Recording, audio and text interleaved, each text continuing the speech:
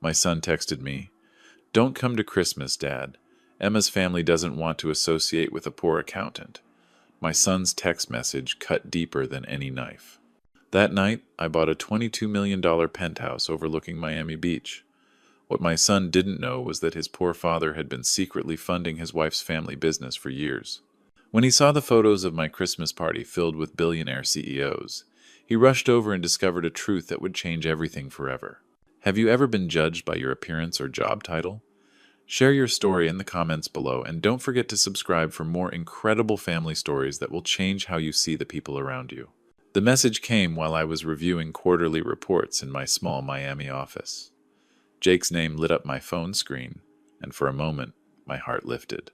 My 31-year-old son rarely contacted me anymore, not since marrying Emma 2 years ago. "Hey, Dad, Emma and I have been talking, and we've decided to spend Christmas just with her family this year. Her parents think it would be better if you didn't come. They want to keep things upscale. You understand, right? We need space to build relationships with people who can help our future." The words carved themselves into my chest. Upscale. People who can help our future. The message was clear. I wasn't good enough. I was an embarrassment. 31 years ago, I held Jake as a newborn.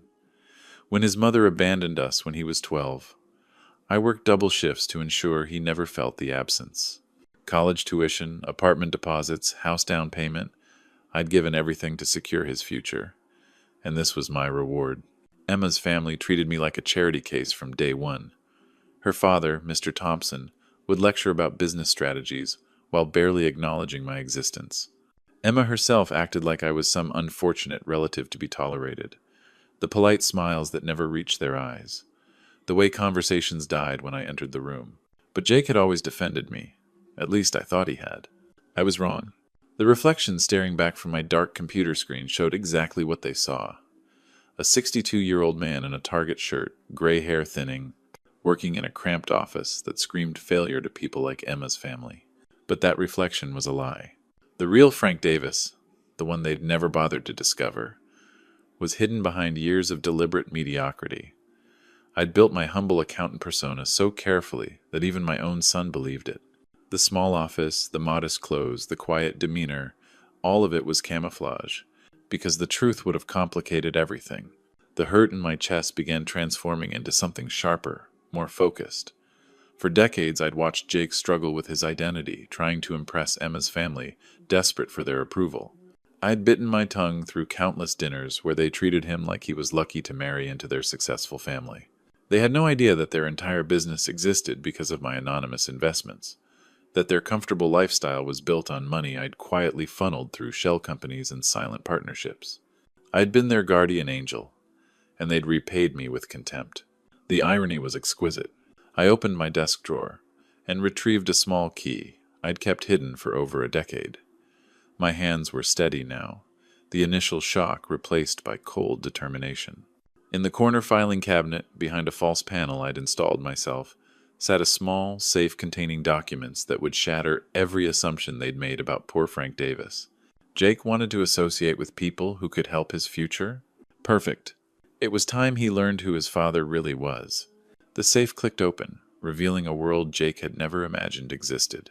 Inside were documents that would make Emma's family's success look like pocket change. Stock certificates, cryptocurrency wallet keys, real estate deeds, and partnership agreements, all bearing the name Frank Davis, but none connected to the humble accounting office where I'd spent my days. I pulled out the top folder and spread the contents across my desk. Tesla stock purchased in 2009. Bitcoin wallet containing over 3,000 coins, bought when they cost less than $50 each. Early investment certificates in companies that were now household names. Uber, Airbnb, Spotify. But the crown jewel was a manila envelope marked Thompson Industries Silent Partner Agreement. My hands didn't shake as I opened it. Inside was documentation of every anonymous loan, every mysterious investor bailout, every lucky break that had kept Mr. Thompson's import business afloat over the past 15 years. The man who looked down on me as a poor accountant had no idea he owed his entire livelihood to my generosity. The first investment came in 2008, when Thompson Industries was hemorrhaging money during the financial crisis. Thompson had been desperate, taking meetings with anyone who claimed to have capital. He never knew that the Miami investment group that saved his company was actually me, operating through a web of shell corporations I'd established years earlier. Since then, every major expansion, every new warehouse, every luxury car in their driveway, all of it funded by the man they considered beneath their social status. I leaned back in my chair, memories flooding through me like a dam breaking. Jake's college graduation, where Thompson had cornered me at the reception. "You know, Frank, maybe you should consider expanding your horizons. Small-time accounting is fine, but Jake's going to need connections if he wants to succeed." The condescension in his voice had been thick enough to cut. Emma's engagement party, where her mother had whispered loudly enough for me to hear, "I just hope Jake can provide the lifestyle Emma's accustomed to. It's so important to marry within your social circle." Their wedding, where I'd been seated at the back table with distant relatives while Thompson gave a speech about welcoming Jake into a family that understands success. Every slight, every dismissive comment, every time they'd made my son feel ashamed of his father, it all crystallized into perfect clarity. They thought they were better than me because they had money that I had given them. I picked up my phone and scrolled through my contacts until I found Marcus Chen, my real estate broker. Marcus handled only ultra-high-end properties, the kind that never appeared in public listings. We'd done business before, though he knew me by a different name and had signed enough non-disclosure agreements to wallpaper a small building. "Frank," Marcus answered on the first ring, "it's been a while. What can I do for you?" "I need a penthouse. Miami Beach, oceanfront, available immediately. Money is no object." "How immediately are we talking?" "Tonight?" Marcus paused for only a moment. In his world, eccentric billionaires making impulsive purchases wasn't unusual. "I have something perfect. Just came on the market yesterday. 22 million, fully furnished, incredible views. The owner needs to sell fast, due to a divorce settlement. I'll take it. Don't you want to see it first?" I looked at Jake's text message, still glowing on my phone screen. Number: "Send me the paperwork. I'll wire the funds within the hour." After hanging up, I sat in the silence of my modest office, surrounded by the evidence of a fortune that dwarfed most people's wildest dreams. Tomorrow, Jake would see a very different version of his father. The question was whether he'd be mature enough to handle the truth. Probably not, but he was about to learn it anyway. 24 hours later, I stood in my new penthouse, watching the sunrise paint Miami Beach in shades of gold and crimson. The space was breathtaking. Floor-to-ceiling windows wrapped around the entire unit, offering panoramic views of the Atlantic Ocean. Italian marble floors reflected the morning light, while custom millwork and designer furniture created an atmosphere of understated luxury that screamed success without saying a word. Marcus hadn't exaggerated. This wasn't just a home, it was a statement. I walked through each room, my footsteps echoing in the vast space. The master suite alone was larger than my entire accounting office.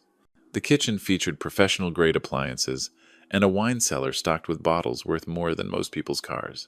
The dining room could seat 20 guests comfortably, perfect for what I had in mind. I pulled out my phone and began making calls. First was David Rodriguez, CEO of the tech startup I'd helped launch in 2015. He'd gone from coding in his garage to running a company worth $800 million, and he'd never forgotten who believed in him first. "Mr. Davis," David's voice was warm with genuine affection. "It's been too long. How are you?" "I'm well, David. I'm hosting a Christmas Eve gathering tomorrow night, and I'd love for you and Maria to join me. Nothing formal, just good friends celebrating the season." "Absolutely. We wouldn't miss it. Should we bring anything?" "Just yourselves. Oh, and feel free to mention it to the other CEOs from our investment group. The more the merrier." Next was Sarah Kim, whose biotech company had just completed a successful IPO thanks to my early funding. Then Michael Torres, who'd built a renewable energy empire with my backing. One by one, I contacted the entrepreneurs who'd become industry titans with my support. None of them knew I was the humble accountant from Biscayne Boulevard. To them, I was Frank Davis, the mysterious angel investor who appeared at crucial moments with exactly the capital they needed. I'd cultivated this separate identity for over a decade, attending their board meetings via video conference, signing documents through intermediaries, maintaining the perfect balance between involvement and anonymity. But tomorrow night, both worlds would collide. As I made each call, I could feel the anticipation building. These weren't just successful business people. They were genuinely good human beings who'd earned their success through hard work and innovation. Unlike Emma's family, who'd inherited their mediocre business and coasted on my anonymous generosity, these individuals had transformed industries and created thousands of jobs. The irony was delicious. Jake wanted to associate with people who could help his future. Tomorrow night, he'd discover that his father's living room would contain more combined wealth and influence than Emma's family could access in 10 lifetimes. My phone buzzed with a text from my assistant, confirming that the catering had been arranged and the photographer I'd hired would be discreet but thorough. Every moment would be documented and shared across social media platforms. The hashtag was already trending among Miami's elite. Number Davis Christmas Gala. I walked onto the terrace and breathed in the salt air. Below, the beach stretched for miles, dotted with tourists and locals enjoying another perfect Florida day. They had no idea that 22 floors above them, a man they'd never heard of was orchestrating what would become the most talked-about Christmas party in Miami's social history. Jake's phone would start buzzing tomorrow evening, when the posts began appearing. He'd see the faces he recognized from business magazines and Forbes lists. He'd wonder how his poor accountant father had gained access to such exclusive circles. And then, if he had any courage left, he'd come looking for answers. I smiled, watching a yacht glide across the horizon. After 30 years of quiet humility, Frank Davis was about to make his debut. The penthouse elevator required a private keycard to access the 42nd floor. As the doors slid open, I stepped into what would become the stage for Jake's education. The space was even more magnificent than Marcus had described. Floor-to-ceiling windows offered a 360-degree view of Miami Beach, with the Atlantic Ocean stretching endlessly to the east and the city's glittering skyline to the west. The previous owner had impeccable taste: Italian marble, custom millwork, and furniture that belonged in architectural magazines. But what captured my attention was the potential. The open floor plan could accommodate 50 guests comfortably. The kitchen featured commercial-grade equipment perfect for catering. The dining area overlooked the ocean, creating a backdrop that would photograph beautifully for social media. This wasn't just a home, it was a weapon. I walked to the master bedroom and unpacked my single suitcase, a deliberate choice that amused me. Most people buying a $22 million property would arrive with moving trucks. I came with one bag and a leather briefcase containing documents worth more than most people's life savings. My phone showed 17 missed calls from Marcus, probably panicking about the unconventional purchase. I ignored them and began making the calls that mattered. "David," I said when David Rodriguez answered. "It's Frank. I'm hosting a Christmas Eve gathering tomorrow night. Something special." "Of course, Mr. Davis. Maria and I would be honored. Where should we?" "I'll text you the address. And David, feel free to mention it to Sarah and Michael. I think it's time for our investment group to celebrate properly." David's excitement was genuine. These weren't people impressed by luxury for its own sake. They were entrepreneurs who understood what success actually meant. Unlike Emma's family, who confused inherited comfort with earned achievement, next was Sarah Kim, whose biotech company had just announced a breakthrough in cancer treatment. Then Michael Torres, whose renewable energy patents were revolutionizing the industry. Each conversation was brief but warm. These people respected Frank Davis, the investor, not because of his wealth, but because of his judgment and integrity. As I made each call, I could visualize tomorrow night. The penthouse filled with genuine innovators and industry leaders. Conversations about changing the world, not just accumulating status symbols. The kind of gathering that Jake claimed he wanted to be part of. The irony was exquisite. My son had rejected his father for not being successful enough, never realizing that the man he dismissed had shaped entire industries. I ordered catering from Miami's most exclusive service, the kind that required 6 months advance notice, unless you were willing to pay triple rates. Money solved that problem instantly. Then I contacted a photographer who specialized in high-end social events, someone who understood the importance of discretion and strategic documentation.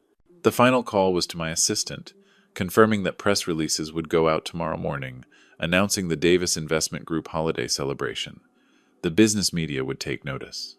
Social media would buzz with speculation about the mysterious Frank Davis finally hosting a public event. By tomorrow evening, number Davis Christmas would be trending across every platform that mattered. I stood on the terrace as the sun set over Miami Beach, painting the sky in brilliant oranges and purples. Below, the city hummed with its usual energy, unaware that 22 floors above, a man they'd never heard of, was orchestrating what would become the most talked-about Christmas party in Miami's history. Jake's phone would start buzzing around 8 o'clock tomorrow night when the first posts appeared. He'd see faces he recognized from Forbes covers and business magazines. He'd wonder how his poor accountant father had gained access to such exclusive circles. And then, if he had any courage left after his humiliation, he'd come looking for answers. Christmas Eve arrived with perfect Miami weather, clear skies, gentle ocean breeze, and a sunset that painted the penthouse in golden light. By 6 o'clock, my new home had transformed into something magical. The catering staff had outdone themselves, creating an elegant spread that showcased both luxury and taste. Crystal champagne flutes caught the light from custom chandeliers, while the aroma of prime rib and truffle risotto filled the air. The photographer moved discreetly through the space, capturing every detail with professional precision. But the real magic began when my guests started arriving.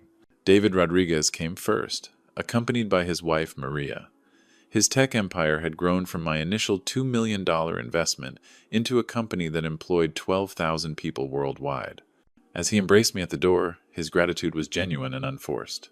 "Mr. Davis, this place is incredible. You've outdone yourself." "Thank you, David. You know I believe in celebrating success properly." Sarah Kim arrived next, radiant with the confidence of someone who'd just revolutionized cancer treatment. Her biotech company's recent breakthrough had made international headlines, but she still credited my early support as the foundation of everything she'd achieved. "Frank, I can't believe you finally decided to host something this public. The business media is going crazy trying to figure out who you really are." "Maybe it's time they found out," I said, accepting her warm hug.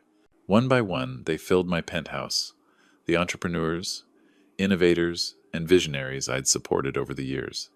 Michael Torres, whose renewable energy patents were changing how America powered itself. Jennifer Walsh, whose AI algorithms had revolutionized medical diagnostics. Robert Chen, whose agricultural innovations were feeding millions in developing countries. These weren't people who'd inherited their success or married into it. They were builders, creators, problem solvers, who'd earned every dollar through intelligence and determination. The conversations flowing around my living room weren't about stock prices or social status, they were about changing the world. The photographer captured it all. Candid moments of genuine laughter, serious discussions about the future of technology, the easy camaraderie of people who respected each other's achievements. Every image would tell the same story. Frank Davis surrounded by the most innovative minds of his generation. As the evening progressed, I found myself relaxing in a way I hadn't experienced in years.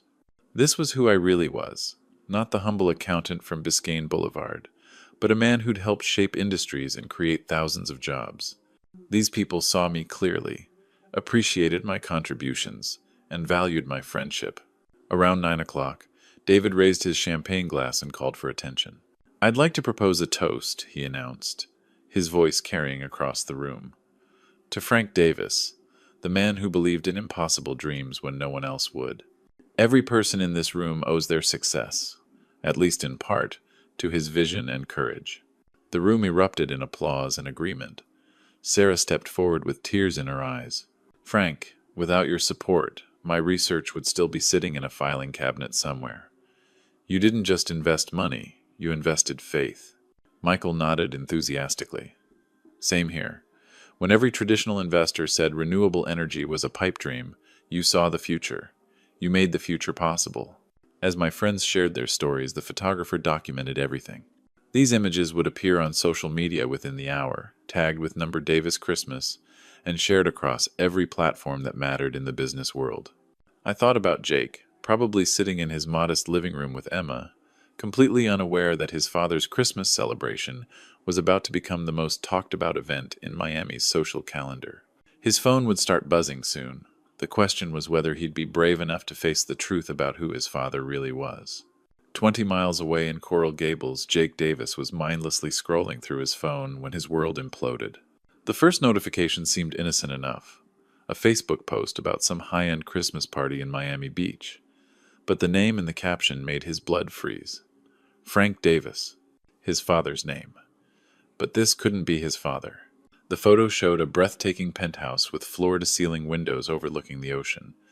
Elegantly dressed guests mingled in what looked like a scene from a billionaire's lifestyle magazine. The caption read, "Incredible evening at Frank Davis's Christmas celebration. The visionary who revolutionized startup investing. Number Davis Christmas." Jake's hands trembled as he clicked through more posts. Each image was more impossible than the last. His father, unmistakably his father, stood in the center of Miami's business elite like he belonged there. David Rodriguez, the tech CEO worth $800 million, was toasting him. Sarah Kim, whose cancer research had made international headlines, was embracing him like family. "Emma," Jake's voice cracked. "Look at this." Emma glanced over from her position on their second-hand couch, then gasped. Their modest apartment with its discount decorations suddenly felt suffocating. "Is that your dad? The poor accountant?" They scrolled together in horrified silence. Post after post revealed the same impossible truth. Frank Davis wasn't just successful, he was legendary. A business reporter had written, "Finally met the mysterious angel investor who's quietly funded Miami's biggest success stories for over a decade. Frank Davis doesn't just have money, he creates industries." Jake felt sick. The man he'd called too poor for Christmas dinner was apparently one of the most powerful investors in America. The father he'd been ashamed of was surrounded by people Jake could only dream of meeting. "How is this possible?" Emma whispered, staring at a photo of Frank standing on the penthouse terrace like he owned the city skyline. "Your dad lives above his accounting office. He drives a 15-year-old Honda." Another post appeared, this one from a startup founder. "Frank Davis saw potential in my company when everyone else laughed. 5 years later, we're worth $2 billion. Tonight, I finally got to thank the man who changed my life." The comments were flooding in. CEO after CEO sharing stories about Frank's early investments, his guidance, his uncanny ability to spot the next big breakthrough. The hashtag number Davis Christmas was trending nationally, with business media scrambling to cover the story of the secretive investor who'd finally stepped into the public eye. Jake read his own text message from yesterday, the words now burning like acid. "Her parents think it would be better if you didn't come. They want to keep things upscale." Upscale. He'd told his billionaire father that Emma's middle-class family wanted to keep things upscale. "Oh God," Jake moaned, burying his face in his hands. "What have I done?" Emma was still scrolling, her face pale. "Jake, look at this net worth estimate. They're saying he's worth over $500 million. $500 million, Jake." The room spun around him. His father, who he'd pitied for his modest lifestyle, who he'd been embarrassed to introduce to Emma's family, who he'd rejected for not being successful enough, was worth more than everyone he knew combined. And Jake had thrown it all away for what? To impress the Thompsons? To fit in with people whose combined wealth couldn't buy one floor of his father's penthouse? "We have to go there," Emma said urgently. "Right now, we have to apologize." Jake grabbed his keys with shaking hands. The drive to Miami Beach had never felt longer, each mile weighted with the magnitude of his mistake. He'd spent his entire adult life trying to distance himself from his father's humble image, never realizing that the humility was a choice, not a limitation. His father had been hiding in plain sight, and Jake had been too blind to see the truth. The penthouse lobby was more intimidating than Jake had imagined. Marble floors, crystal chandeliers, and security that clearly catered to people with serious money. The doorman looked at Jake's modest clothes, and Emma's nervous expression with barely concealed skepticism. "We're here to see Frank Davis," Jake managed, his voice shaking. "Mr. Davis is hosting a private event. Are you on the guest list?" "I'm his son." The doorman's expression shifted from skepticism to surprise, then to something that might have been pity. He made a quiet phone call, spoke briefly, then handed Jake a key card. 42nd floor. The elevator requires this card for access." The ride up felt eternal. Jake's reflection in the mirrored walls showed a man who looked like he was heading to his own execution. Emma gripped his hand tightly, both of them silent with the weight of what they were about to face. The elevator doors opened directly into the penthouse, and Jake stepped into a world that redefined his understanding of wealth. The space was magnificent, floor-to-ceiling windows showcasing the Miami skyline, furniture that belonged in museums, and an atmosphere of refined luxury that made Emma's family home look like a suburban starter house. But it was the people that truly shocked him. Jake recognized faces from Forbes covers, TED Talks, and business news programs. These weren't just rich people, they were the individuals who shaped entire industries. And there, in the center of it all, stood his father. Frank looked different here. Not just because of the expensive suit or the confident posture, but because this was clearly his natural environment. He moved through the crowd with the easy authority of someone who belonged, accepting congratulations and sharing stories with people who genuinely respected him. Jake. His father's voice cut through the ambient conversation. The room gradually quieted as guests noticed the tension. Dad, Jake's prepared apology died in his throat. How do you apologize for 31 years of blindness? You saw the posts, Frank said calmly. It wasn't a question. I had no idea. How could I have no idea? Frank studied his son for a long moment. Because you never asked. In 31 years, you never once asked about my work beyond whether it paid the bills. The truth hit like a physical blow. Jake realized that every conversation with his father had been about what Frank could provide. College tuition, car payments, house down payments, never about who Frank actually was. Ladies and gentlemen, Frank addressed the room, his voice carrying easily across the space. I'd like you to meet my son Jake, the one who texted me yesterday to say I wasn't good enough for his Christmas dinner. The silence was deafening. 50 of Miami's most successful people stared at Jake with expressions ranging from shock to disgust. Emma made a small sound of mortification beside him, but Frank wasn't finished. Jake, I'd like you to meet Mr. Thompson. Jake turned to see Emma's father emerging from the crowd, his face ashen with embarrassment. Thompson looked like a man who'd just realized he'd been swimming with sharks while thinking they were goldfish. Mr. Davis? Thompson's voice was barely a whisper. I had no idea. Emma never told us. We never realized. That the poor accountant you've been looking down on for 2 years actually owns 40% of your company? Frank's voice was dangerously quiet. That every major contract you've landed, every expansion you've funded, every crisis you've survived, all of it happened because I made it happen? Thompson's knees actually buckled. Emma gasped, grabbing Jake's arm for support. The mysterious investor who saved your business in 2008? The silent partner who's been propping up your mediocre company for 15 years? Frank smiled coldly. Surprise. Jake felt the room spinning around him. Not only had he rejected his billionaire father, but he'd done it on behalf of people whose entire livelihood depended on that same father's generosity. The humiliation was complete. The silence stretched for what felt like hours. 50 of Miami's most successful people watched Jake Davis stand in the wreckage of everything he thought he knew about his life. Thompson was the first to break. Emma's father, the man who'd spent 2 years treating Frank like a charity case, dropped to his knees in the middle of the penthouse. Mr. Davis, please, Thompson's voice cracked. I didn't know. We never knew. If you pull your investment, we'll lose everything. The house, the business, everything Emma's grown up with. Frank looked down at the man who'd dismissed him as a poor accountant whose family had deemed him unworthy of their Christmas table. Stand up, Thompson. Begging doesn't suit you. Thompson struggled to his feet, his face red with shame and terror. You want to know the truly sad part? Frank continued, his voice carrying across the silent room. I never cared about your money or your social status. I invested in your company because Jake married your daughter, and I wanted my son's in-laws to succeed. Every dollar you've made, every comfortable night you've slept, it was all because I loved my son. Jake felt something break inside his chest. Dad, I'm so sorry. I didn't understand. No, you didn't understand. And that's the problem. Frank turned to face him fully. For 31 years, I've watched you struggle with who you are, trying to impress people who aren't worth your time. I thought if I stayed humble, stayed in the background, you'd develop your own confidence. Instead, you became ashamed of me. The room remained frozen. 50 witnesses to a family reckoning that would be talked about in Miami's business circles for years.